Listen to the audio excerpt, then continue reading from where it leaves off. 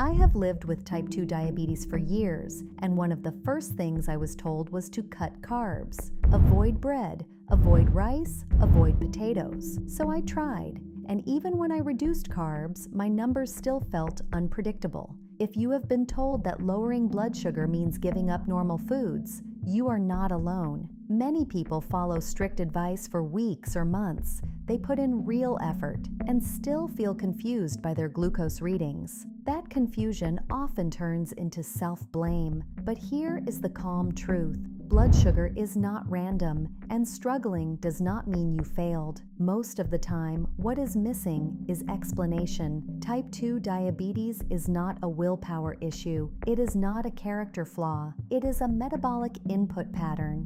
Blood sugar rises based on how much glucose enters your system, how fast it arrives, and whether your body has somewhere to put it at that moment.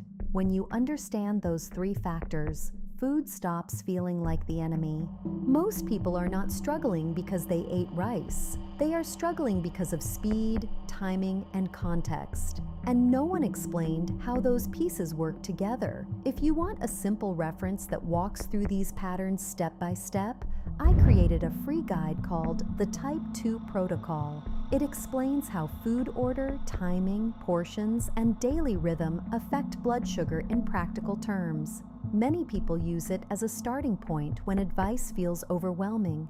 It is linked in the description below. Now let us talk about why cutting carbs is not the only lever that matters. Carbohydrates are made of glucose. That part is simple, but how quickly that glucose enters your bloodstream changes everything. Highly processed carbohydrates enter fast. Less processed foods enter more slowly.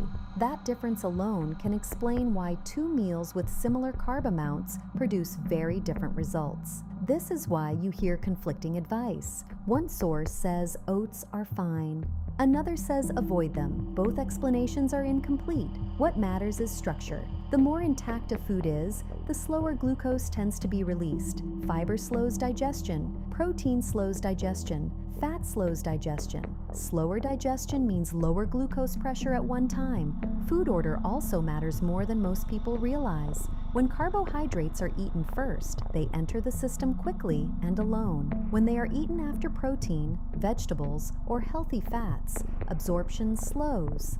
Same meal, different glucose curve. This is not restriction, it is sequencing. Acidity plays a role as well. Adding vinegar or lemon to a meal can slow carbohydrate digestion by affecting enzymes involved in breakdown. Timing matters too. Eating late at night often produces higher spikes because the body is preparing to rest, not actively moving glucose into muscle.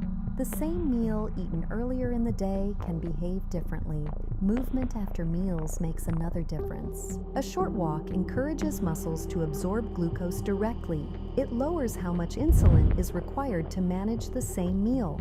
This is not about intense workouts. It is about glucose disposal. When you combine structure, order, timing, and light movement, you create stability without eliminating entire food groups. Some people like to see this in real time. A continuous glucose monitor or a basic fingerstick meter can show how different patterns affect you personally. A simple log can reveal which meals are predictably stable. These tools are not required. They are learning aids. If you want to explore reliable tracking tools that many people use for understanding patterns, they are linked below. Here is the most important reframe. Blood sugar spikes are predictable, not personal. Consistency matters more than intensity.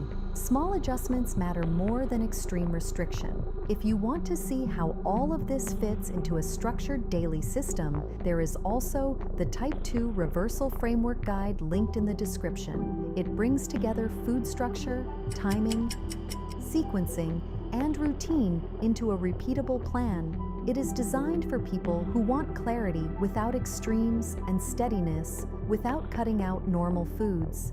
There is no urgency.